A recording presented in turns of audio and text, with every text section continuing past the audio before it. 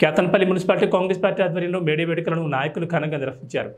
ఈ కార్యక్రమానికి ముఖ్య అతిథిగా హాజరైన చెన్నూరు ఎమ్మెల్యే గడ్డం వివేక్ వెంకటస్వామి జెండాను ఆవిష్కరించారు. ఈ సందర్భంగా మాట్లాడుతూ సింగరేణిలో కార్మికులు యూనియన్ సంఘాలకు అతీతంగా ఐక్యతతో ఉండి వారి హక్కుల కోసం పోరాడాలని సూచించారు.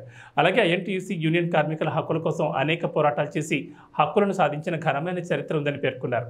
అనంతరం కౌన్సిలర్ బొద్దుల రమ్య ప్రేమ్సాగర్, ఏఐటీయూసీ నాయకులు బత్తుల రాజ్కుమార్లను కండువా కప్పి పార్టీలోకి ఆహ్వానించారు.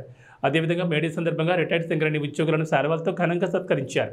ఈ కార్యక్రమంలో పట్టణాధ్యక్షుడు పల్లెరాజు, బ్లాక్ కాంగ్రెస్ అధ్యక్షుడు గోపతి రాజయ్య, నాయకులు అబ్దుల్ అజీజ్, సీనియర్ నాయకులు, కార్యకర్తలు పాల్గొన్నారు. ఒక మంచి సెటిల్మెంట్ చేయాలని చెప్పి మా కార్మికులతోని కూర్చొని మంచిగా సెటిల్మెంట్ చేసి మళ్ళీ మేము విడికోళ్ళు మీరు ఇక్కడైతే రిటైర్మెంట్ ఫంక్షన్ చేసుకుంటారో మేము కూడా మా విశాఖ ఇండస్ట్రీలో విడికోళ్ళు ఫంక్షన్ పెట్టి వారి కుటుంబ సభ్యులను అందరినీ భోజనానికి పిలిచి లంచ్ చేపించి వాళ్ళందరికీ సన్మానం చేపించి రిటైర్మెంట్ చేసి ఫ్యాక్టరీ మూసేసినారు. కానీ కేసీఆర్కి లొంగలే. కేసీఆర్ వ్యతిరేకంగా నిరంతరం పోరాటం జరిగింది.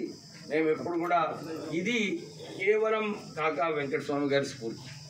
ఏ ఇష్యూ అయినా కానీ వారు ఎప్పుడు కూడా ఆలోచించి ఎప్పుడైనా కొట్టాడే విషయం ఉంటే ఎవ్వరు కూడా ఏది ఒత్తిడి తీసుకొచ్చినప్పుడు కూడా భయపడేది కాదు. మీకు అందరికి కొన్ని విషయాలు ఇక్కడ అందరి ముందు చెప్పలేము. కానీ కొన్ని స్ట్రైక్స్లలో యజమాన్యము ఫాదర్ వ్యతిరేకంగా ఉన్నప్పుడు తర్వాత చాలా ఇబ్బందులు పెట్టినారు వారు. కానీ కార్మికుల వైపే ఉండాలి. ఆ పోటీలో కూడా యజమాన్యం వైపు లేకుండే తర్వాత ఆయనకే చాలా నష్టమైంది. కానీ కార్మికుల వైపు ఎప్పుడు కాకా గారు ఉండాలి.